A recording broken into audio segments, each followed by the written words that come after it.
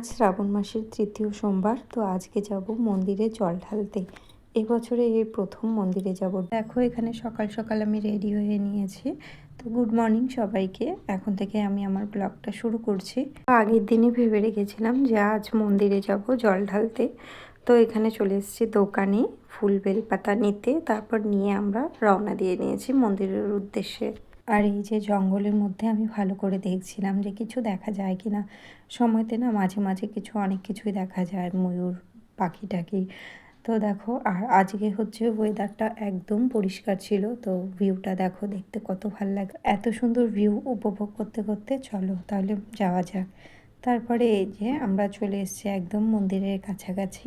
অবশেষে আমরা চলে এসেছি একদম মন্দিরে। আর এই যে এই হলো বাবা ভোলানাথের মন্দির। আমরা যেহেতু বাড়ি থেকে বেরোনোর সময় পুজোর ফুল সমস্ত উপকরণ নিয়ে নিয়েছিলাম, তো এখান থেকে জলের ঘটটা আর হচ্ছে ধূপকাঠি মোমবাতি নিয়ে নিয়েছি। তো এখন হচ্ছে মন্দিরের ভেতরের দিকে যাচ্ছি।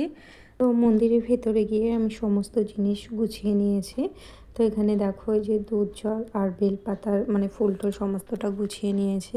তা এখন চলে যাব জল ঢালতে। সে দেখি না মন্দিরটা একটু বন্ধও ছিল। তো আমার এখানে জিনিস রেডি করতে করতে মন্দিরও খুলে দিয়েছে। তো আমার এই যে পুজো কমপ্লিট। এখানকার পুজো সম্পূর্ণ করে চলে আসলাম মায়ের মন্দিরে, যেহেতু পাশেই মায়ের মন্দির। তো চলো এখন চলে যাচ্ছি মায়ের মন্দিরে। আর এই যে দেখো চলে এসেছি মায়ের মন্দিরে। এই দোকান থেকে মায়ের জন্য পুজোর ফুল টুল নিয়ে উপরে উঠে গেলাম। তারপরে সেখানে ভালোভাবে পুজো দিয়ে তারপরে আমরা সেখান থেকে বেরিয়ে পড়লাম। তো দেখো আমাদের এখানে পুজো দেওয়া কমপ্লিট। আজকে পুজো দিয়ে অনেক ভালো লাগলো। আর অনেক দিন পরেই না আমরা এই সেবকে আসলাম মায়ের মন্দিরে পুজো দিতে। অনেক দিন থেকে আসা হয় না। তো মাঝে আসবো আসবো ভাবছিলাম, তারপরে ভাবলাম শ্রাবণ মাসে একটু পুজো দিয়ে আসি। তো যাই হোক, আমরা এখন এখান থেকে বেরিয়ে যাচ্ছি। আর দেখো যেহেতু বর্ষার সময়, আর দেখতে না চারপাশটা ভীষণ ভালো লাগছিল মন্দিরে। আর এই যে এখন দেখো সব বাবাধাম যাচ্ছে। আর এখানে এই যে দেখো মন্দিরের পাশের রেলিংগুলো নতুন বসিয়েছে, বেশ ভালো লাগছে। এখান থেকে দেখো কত সুন্দর লাগছে ভিউটা। এই মন্দির থেকে পাশের মন্দিরটা দেখা যাচ্ছে। কি সুন্দর লাগছে দেখতে।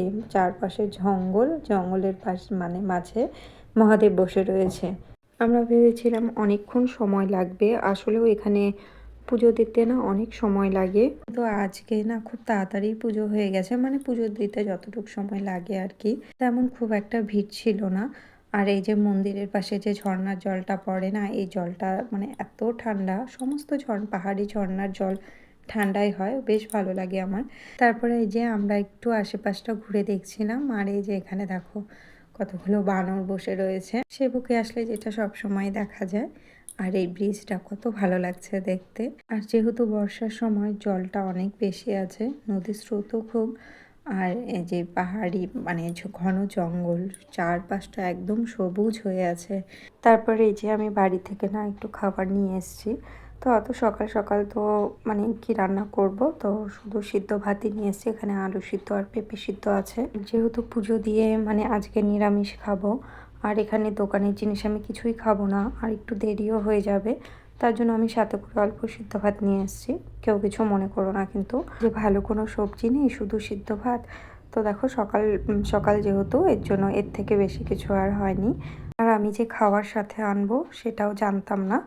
তো পরে লাস্টে মনে হলো যে না, একটু নিয়ে যাই কিছু, যেহেতু এখানে এই মন্দিরে অনেক ভিড় হয়। কিন্তু আজকে আর ভিড় ছিল না তেমন, একটু হালকা হালকাই ছিল। তো আমি এখানে গাছের নিচে বসে পড়েছি, সুন্দর ছাওয়া জায়গায়। আর না বেশ সুন্দর হাওয়া দিচ্ছিল। আর আমি যেখানে বসেছি, আমার একটু আগেই যারা বাবাধাম যাচ্ছে, তো তারা হচ্ছে সেখানে রান্নাবাড়ি করে খাচ্ছে। তো আমি হলাম এখানেই বসি একটু আগে। তো দেখো রাস্তার সাইডে যেহেতু, এর জন্য অনেক গাড়ি ঘোড়াও যাচ্ছে। সত্যি কথা বলতে আমার এখানে বসে খেতে না ভীষণ ভালো লাগছে।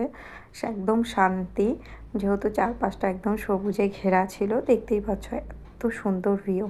তো এখানে লাস্টে আমি কিছু ফটো ভিডিও শ্যুট করছি, যেটা তোমরা হয়তো দেখেছো কিছু। এত সুন্দর ভিউ, ফটো না তুলে থাকা যায় বলো। আমি এখানে অনেকগুলো ফটো ভিডিও নিয়ে নিয়েছি। বেশ সুন্দর কাটলো আজকের দিনটা। তারপর বাড়ি ফেরার পালা। কিন্তু বিশ্বাস করো, আমার না আসতে একদম মন চাইছিল না, মনে হচ্ছিল আর একটু কিছুক্ষণ থাকি। তো এই যে চলে আসলাম একদম বাড়িতে। তো আজকের ভিডিওটা তোমাদের কেমন লাগলো অবশ্যই কিন্তু জানিও। আর এই যে সন্ধ্যের সময় নিয়ে নিয়েছিলাম কাঁঠালের দানা, তো আমার না ভীষণ ভালো লাগে এভাবে খেতে। তোমরা কারা পছন্দ করো অবশ্যই কিন্তু জানিও। শুধু এভাবেই নয়, আমি মানে ভাজা, তারপরে সবজিতে বলো, ডালে বলো, আমি সবভাবে খেয়ে থাকি। তো আজকের ভিডিওটা এতটুকুই। ভালো লাগলে চ্যানেলটিকে সাবস্ক্রাইব করে দিও আর একটা লাইক কমেন্ট।